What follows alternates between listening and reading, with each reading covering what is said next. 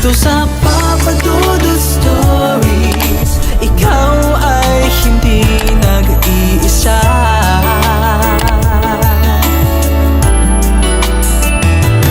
Dito sa Papa Dudut Stories, may nagmamahal sa'yo. Papa Dudut Stories, Papa Dudut Stories. Sa lahat po ng mga nakatutok ngayon, huwag pong kalimutan mag-like, mag-share at mag-subscribe. Maraming salamat po sa inyong lahat.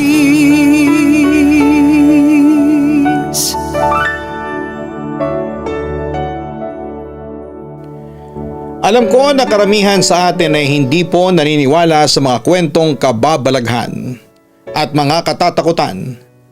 Maaari kasing ikaw ay relihiyoso o maaari ding ikaw ay isang alagad ng siyensya o ikaw yung tipo ng taong resonable at palaging may eksplanasyon sa mga nangyayari sa paligid.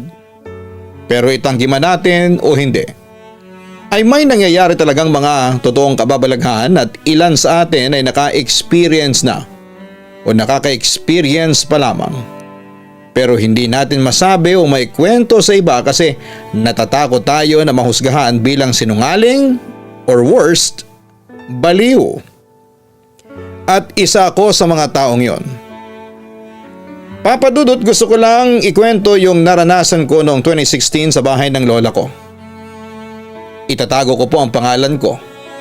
Tawagin niyo na lamang po ako bilang She, taga Rosario, Cavite. 16 years old ako noong nangyari itong karanasan ko. Hindi ako palagala at lagi lamang ako nasa loob ng bahay. Pero minsan kapag nag-aaya ng mga lakad ng pinsan ko ay sumasama ako. Pero hindi naman sa malayo, doon lang din sa lugar namin. Ang ginagawa namin ay maglalakad-lakad at bumibili ng pang midnight snack para may kinakain kami kapag nasa tapat kami ng bahay. Ang bahay na yon ay mga pinsan at mga kapatid ng papa ko ang nakatira.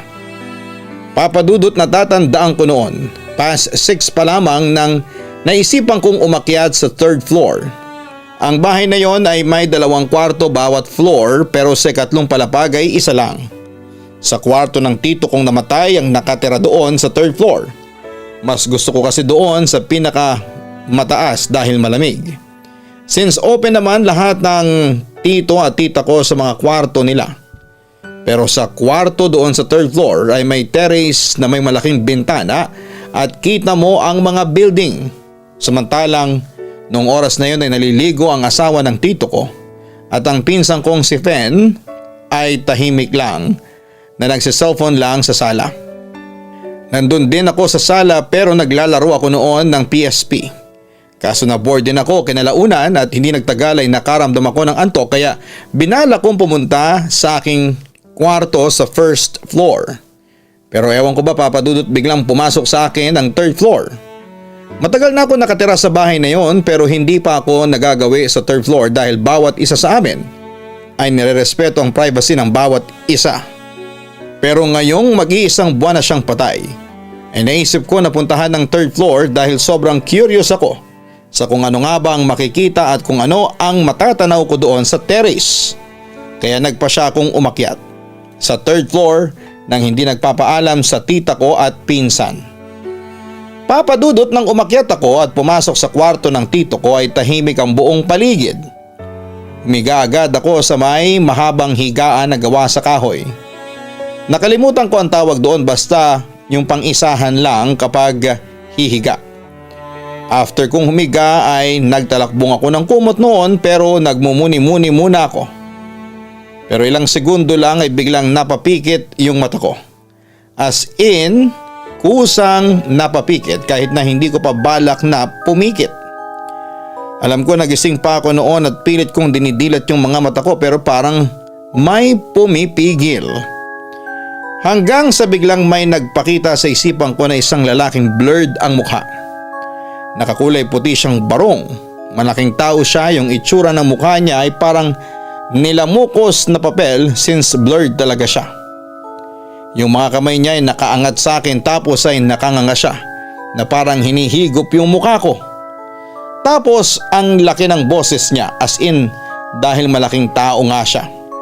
Tapos ramdam kong hinawakan niya ako sa magkabila kong braso na ng sobrang higpit na halos ramdam ko na ang kalabog ng dibdib ko.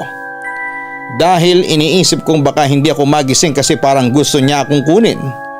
Then habang hinihigop niya ako, may babae na mahabang buhok na kulay itim na medyo kulutan. Yung suot niya ay parang siyang naka-wedding dress. Tapos yung ayos ng mukha niya ay sobrang creepy, sobrang putla. Tapos ay nangingitim yung ilalim ng mata niya. Tapos yung lipstick niya ay sobrang kapal na kulay pula. Nakatingin siya sa akin at ang creepy ng ngiti niya. Habang nakatingin siya sa akin, yung lalaki naman ay hinihigo pa din ang mukha ko. Dahil sa takot noon ay sinubukan kong magdasal pero iba yung lumalabas sa isipan ko. Puro mura ang nasasabi ko sa Diyos na para bang may kumukontrol sa isipan ko. Papadudot, pinilit ko talagang lumaban kahit na hirap na ako noon. Yung braso ko kasi pakiramdam ko ay mapuputol na dahil sobrang higpit pa din ang hawak ng lalaki sa akin. Feeling ko ay pinipigilan niya akong lumaban. Pero ang ginawa ko ay nagdasal lamang ako ng nagdasal sa isipan ko hanggang sa in 1 second ay napadilat na yung mga mata ko. Pagkatapos noon ay tinanggal ko yung kumot at tinignan ko kaagad yung braso ko. At nasyak ako sa aking nakita, talagang may bakat na kamay sa braso ko. As in pulang-pula talaga. Sobrang lakas ng kalabog ng dibdib ko noon dahil first time lang na mangyari sa akin yung ganon. Papadudot, agad akong bumangon at umalis ng kwarto at pagkatapos ay nagmamadali akong buwaba. Tiyempo naman kararating lamang noon ni na mama at papa sa kanilang pamamalengke. Napansin ni mama ang takot sa aking ekspresyon. Ano nangyayari sa iyo, anak? Tanong ni mama sa akin. Umakyat ka ba sa itaas? Tanong naman sa akin ni tita. Tumango lamang ako noon bilang sagot. Parang nakakita ka ng multo sa itsura mong yan, sabi naman sa akin ni papa. Opo pa, may mga multo po dun sa kwarto ni Tito Ben sa 3rd floor. Naibulalas ko sa sobrang takot. Bakit ka pumunta dun? May halong paninitang tanong ni tita sa akin. Na-curious lang po kasi ako eh. Simula kasi nang lumipat kami nila mama at papa dito sa bahay ninyo ni minsan hindi ako nakaakyat sa 3rd floor. Gusto ko lang pong makita kung ano ang meron doon. Katwiran ko pa. Kahit na, huwag kang pupunta sa lugar na kung alam mong hindi ka dapat pumunta. Wika pa ni tita. Huwag na nating sisihin ang anak ko, Bella, ang sabi ni mama kay tita. Normal lang sa edad niya na makuryo sa mga bagay-bagay, dagdag pa niya. Hindi niyo ba kinuwento sa anak ninyo yung tungkol doon sa mga nilalang sa itaas? Tanong ni tita sa mga magulang ko. Nagtaka naman ako sa aking narinig. Mga nilalang. Ngunit bago pa masagot ni tita ang tanong ko ay nakita ni na mama at papa yung braso ko. Nagtanong sila kung saan ko ito nakuha at doon ko na nga ikinuwento sa kanila ang aking naranasan at kung paano ko nakuha yung mga marka sa braso ko. Nilapitan ka ng mga diablo sa ikatlong palapag. Pabulong na wika pa ni tita. Mga diablo? Ano pong meron sa kanila? Tanong ko. Hindi ko rin alam, siya. Ang nakakaalam lang noon ay ang Tito Ben mo at kung paano nagkaroon ng mga diablo sa kwarto niya. Yun lamang ang sagot ni tita sa akin. Samantala kinagabihan mga past 12 AM na siguro ay tulog na silang lahat maliban sa akin. Na noon ay nanonood pa ng DVD ng Korean novela. Pagkaraan ng 3 mahahabang episodes ay nakaidlip ako noon. Tapos sa panaginip ko ay minakita ako matandang babae na parang mangkukulam na parang totoo. Pababa siya ng hagdanan namin at mukhang papunta sa pwesto ko. May hawak-hawak siyang malaking lata na umuusok. Tapos sinahalo niya yon gamit ang kanyang mahabang daliri na may matutulis pa na mga kuko. Tapos ay nakangiti pa siya sa akin. Lumapit yon sa akin sa sobrang takot at pinilit kong gumising. Nagising agad ako at hindi na ako nakabalik pa sa pagtulog dahil feeling ko babalik na naman ang mga masasamang bangungot na yon. Kinaumagahan, balisa akong humarap sa mga magulang at tiyahin ko. Tinanong nila kung ano ang problema ko at ikinuwento ko nga sa kanila yung napanaginipan ko. Tita, alam niyo naman po palang may multo itong bahay natin. Bakit hindi kayo nagpatawag ng albularyo pare o kahit na espiritista man lang? Tanong ko sa aking tiyahin. Kasama ng nanay at tatay mo, ginawa na namin yun, She. Sagot pa ni tita. Sumagot din noon si mama. Nagpatawag kami ng albularyo at pare habang nasa eskwela kayo kasi ayaw naming matakot kayo sa anumang mangyayari. Kaso kahit na anong gawin ng mga pare at albularyo ay hindi nila mapalis ang mga masasamang espiritu sa kwarto ng tiyuhin mo. Aniya. Si Tito Ben, paano siya nakakasurvive doon sa itaas kung meron palang mga masasamang espiritu doon? Balik na tanong ko. Ewan ko, She. Dahil sa lahat ng kapatid namin ni si Ben ang pinaka-weird at pinakatahimik. Hindi nga namin nakitang nagsimba yun. Sagot pa ni tita. Ano yun? Naging kaibigan niya yung mga masasamang espiritu? O siya mismo ang nagdala nun sa bahay natin? Curious na tanong ko ulit. Sa totoo lang, lalo po ako na curious dun sa third floor. Dagdag ko pa. Huwag ka nang pupunta dun. Baka mapahama ka lang. Nag-aalalang wika sa akin ni Papa. Gusto ko po ng kasagutan kung bakit may mga malignant spirit dun sa taas. Teka tita, ma? Pa? Nahalungkat niyo na ba ang lahat ng mga gamit ni Tito Ben dun sa taas? Tanong ko. Hindi lahat, kasi sa tuwing pumupunta kami doon para maglinis ay bumibigat ang mga pakiramdam namin. Nakuha namin yung mga damit niya at sinunog na namin nung isang araw. Pero meron pa siyang mga natira doon sa ilalim ng kama. Mga boxes yon na hindi naman namin alam kung anong laman. Pahayag naman ni Mama. Dahil sa hindi na mapigilan pa noon ng curiosity ko ay patakbo akong umakyat sa itaas. Kahit pa narinig ko ang pagtutol at pilit na pagpapababa sa akin ni na tita at ng mga magulang ko. Pagdating ko sa itaas ay agad kong binuksan ang pinto ng kwarto ni Tito. Agad na sumalubong sa akin ang mabahong amoy na parang amoy ng nasusunog na goma. Para hindi magsarado ang pinto ay ginawa ko ay hinarangan ko ito ng upuan na nakita ko sa labas lang ng pintuan ng kwarto. Pagkatapos noon ay dahan-dahan akong pumasok sa loob. Malinis ang kwarto pero mabaho talaga. Bukod sa bumigat kaagad ng pakiramdam ko pagkapasok ko sa loob ay agad kong sinilip ang ilalim ng kama pero wala doon ang sinasabi ni tita na mga kahon. Malinis ang ilalim ng kama kaya nag-decide ako na suriin na lamang ang iba pang parte ng kwarto. Samantala, nakarinig ako ng mga yabag na paakyat papunta sa kwarto. Kinabahan ako at napatingin ako sa may pintuan. Nag-aabang ako kung sino ang lilitaw doon pero nakahinga ako ng maluwag nang makita ko sina Mama at si Tita. Malinis na pala yung ilalim ng kama. Wala na yung mga kahon. Wika agad ni Tita. Sino nagtanggal nun? Tanong ni Mama sa aking tiyahin. Hindi ko alam, baka si Pen. Teka, tatanungin ko lang ang lalaking yon kung saan niya nilagay yung mga kahon ng Tito Ben niya. Sabi naman ni Tita. Pagkatapos ay umalis na ito habang tinatawag ang kanyang anak na lalaki. Maganda sana itong kwartong ito kung hindi lang minumulto. Ang wika ni Mama sa akin. Ma? Nung nalaman ninyong may multo ang kwartong ito, ano ang naging reaksyon ninyo? Usisa ko sa aking ina. Sinabi agad sa akin ng tita mo pagkalipat natin dito sa bahay. Pero hindi ako naniwala. Kaya kinausap ko noon ang Tito Ben mo. Pero dinideny niyang may mga multo sa loob. Kaya hindi ako naniwala noon. Pero isang araw, habang naglilinis ako ng kwarto ay bigla na lang nagpakita sa akin yung dalawang tao. Isang lalaki at isang babae. Tapos ay parang hinihigop nila ang mukha ko. Hindi ako makahinga noon at para akong mawawala ng malay. Pero nanlaban ako at binanggit ko ang pangalan ng Diyos. Simula noon ay hindi na ako umakyat pa ng third floor. Ang kwento pa ni Mama. So ngayon lang ulit kayo nakaakyat ng third floor? Ang wika ko. Tumango lang si Mama bilang sagot. Pero teka ma, Namukha niyo po ba yung dalawang tao na nakita ninyo kamo? O sisa ko? Hindi kasi noong nagpakita sila sa akin, wala silang mga mukha maliban sa bibig. Hindi malabo kundi wala talaga silang mata, ilong at tenga. Pati nga kilay, basta bibig lang ang meron sila. Tapos ilang saglit lang ay binukan na nila ang mga bibig nila.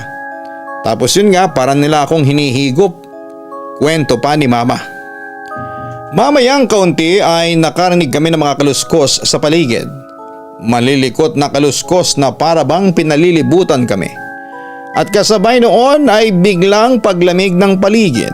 Nagtinginan kami ni mama at nagkasundo kaming lumabas na ng kwarto. At alam mo Papa Dudut kung ano nangyari. Paglabas namin ay biglang may malakas na hangin na nagsara ng pintuan. Kahit pa may harang na silya. Humagis lang yung silya at bumagsak malapit sa amin. Dahil naman sa kabay nagmamadali na kami ni mama na bumaba ng hagdanan. Pagbaba naman namin ay tiyempong nasalubong namin si tita at si Pen. Sabi ng pinsan ko ay siyang araw ang nagbaba ng mga kahon sa ilalim ng kama ni Tito Ben at nilagay niya ito sa garahe. Anong laman ng kahon? O sisa ko. Kadalasan mga lumang photo album lang tapos mga sulat. Ewan ko pero parang mga love letters ni Tito Ben kay Stella. Sagot pa ni Pen. Sino si Stella? Tanong ko sabay tingin kina mama at tita. Nagtingin na naman ang dalawa pagkatapos ay si tita na ang sumagot ng tanong. Si Stella ang ex-fiancé ng tito mo. Ikakasal na sana sila. All set na noon ang lahat. Nasa simbahan na kami noon kasama ang lahat ng mga guest. Nang biglang tumawag si Stella kay Ben at sinabi nitong hindi na matutuloy ang kasal dahil nakipagtana na ito sa lalaking tunay niyang mahal. Si Robert, ang best friend ng tiyuhin mo siya. Kwento ni tita. Nang nalaman ko yon ay agad ako nagtungo sa garahe kung saan ay nakita ko si Papa na nagkukumpuni ng aming washing machine. Hinanap ko yung mga sinasabing boxes sa ilalim ng kama ni Tito Ben. At sa tulong ni Pen ay nakita ko yon at binuksan. Nakita ko ang mga lumang photo album. Wala akong nakita na interesante dahil mga lumang litrato lamang ito ng pamilya. Pero sa pagbubuklat ko isang litrato ang nalaglag sa hawak kong photo album. Nang tingnan ko ito ay nagulat ako sa aking nakita. Wedding picture ito ng isang babae at lalaki. Nagtaka ako kung sino ang dalawang ito dahil sigurado akong hindi namin sila kamag-anak hanggang sa bigla na lamang pumasok sa isipan ko. Yung babae at lalaking nagmumulto sa kwarto ay parang kamukha ng dalawang bagong kasal na nasa litrato. Sila sina Robert at Stella. Wika pa ni Papa. Nagulat ako kasi hindi ko namalayan na nasa likod ko na pala siya at nag-uusisa rin sa mga photo album na tinitingnan ko. Si Stella yung ex-fiancé ni Tito Ben at si Robert naman ng best friend niya, tama ba ako pa? Tanong ko. Oo, sila nga yan.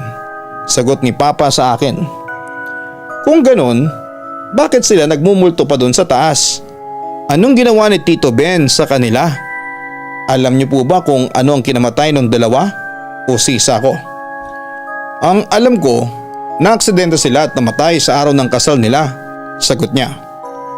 Sa tingin niyo may kinalaman si Tito Ben sa pagkamatay nila? Tumingin sa akin ang papa ko at kay Pen.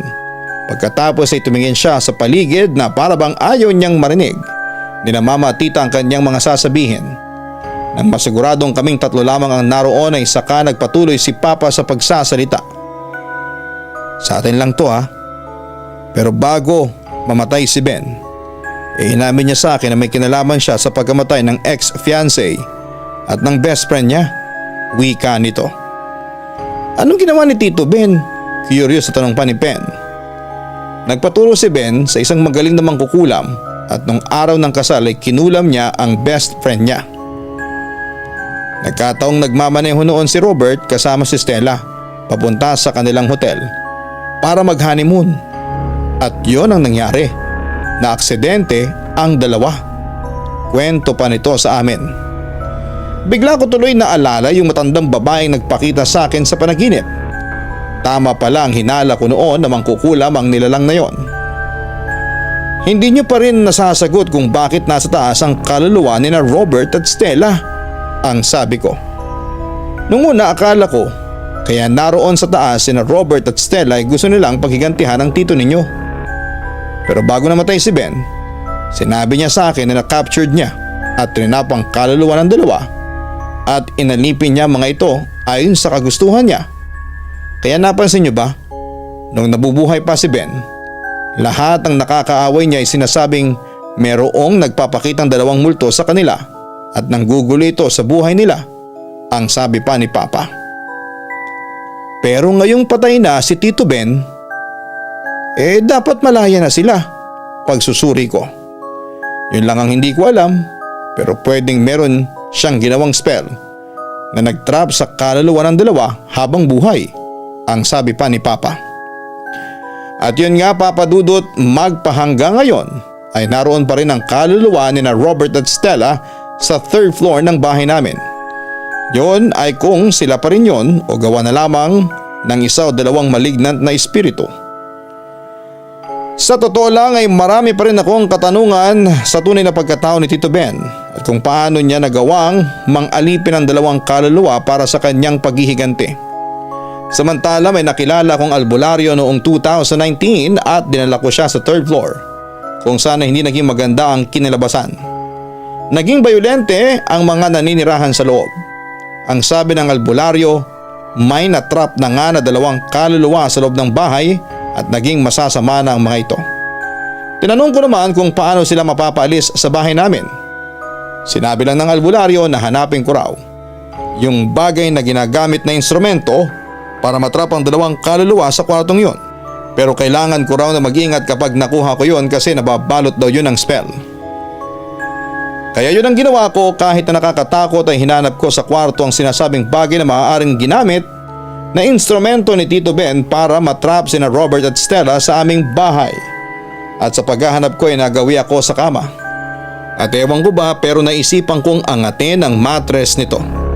Doon Papa Dudut ay nakita kong may secret compartment pala ito at dahil sa hindi nakalock ay agad ko itong nabuksan.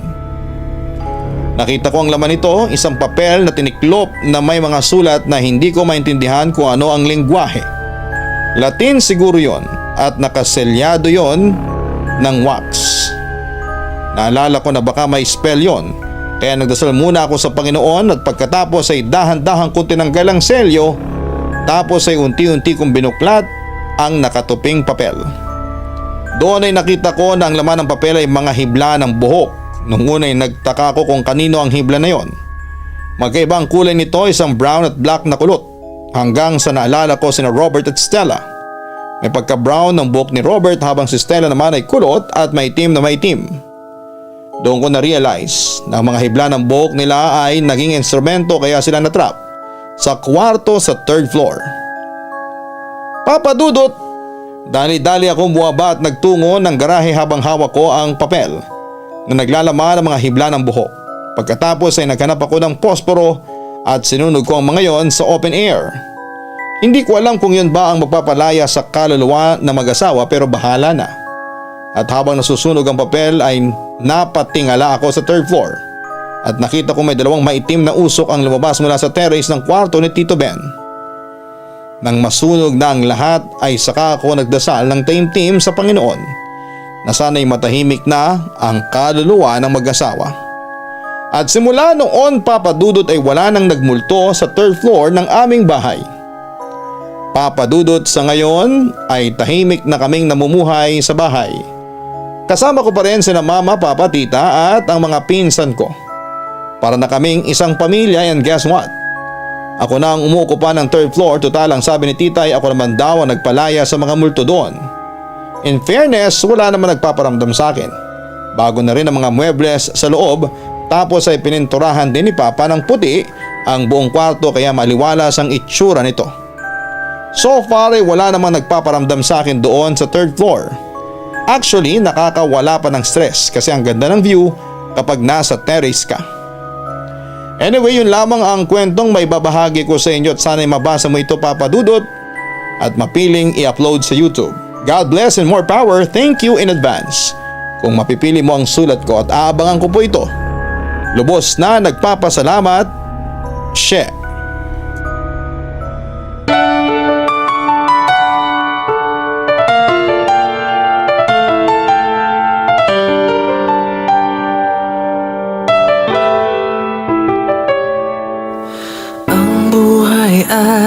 ay mahiwaga, laging may lungkot at saya. Sa Papa Dudut Stories, laging may karamay ka.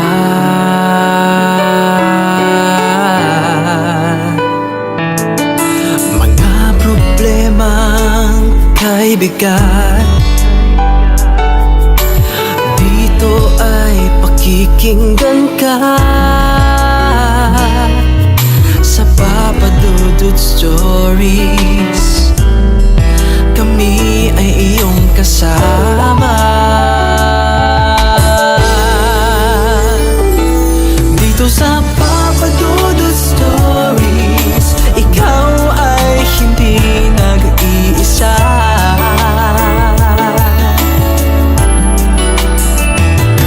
Dito sa Papa Dudut Stories, may nagmamahal sa'yo.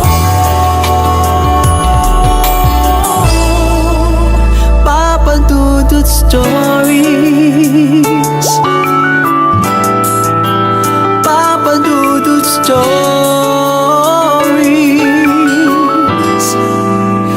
Papa Dudut Stories. Hello mga ka-online, ako po ang inyong si Papa Dudut. Huwag kalimutan na mag-like, mag-share at mag-subscribe. Pindutin ang notification bell para mas maraming video ang mapanood ninyo. Maraming salamat po sa inyong walang sawang pagtitiwala.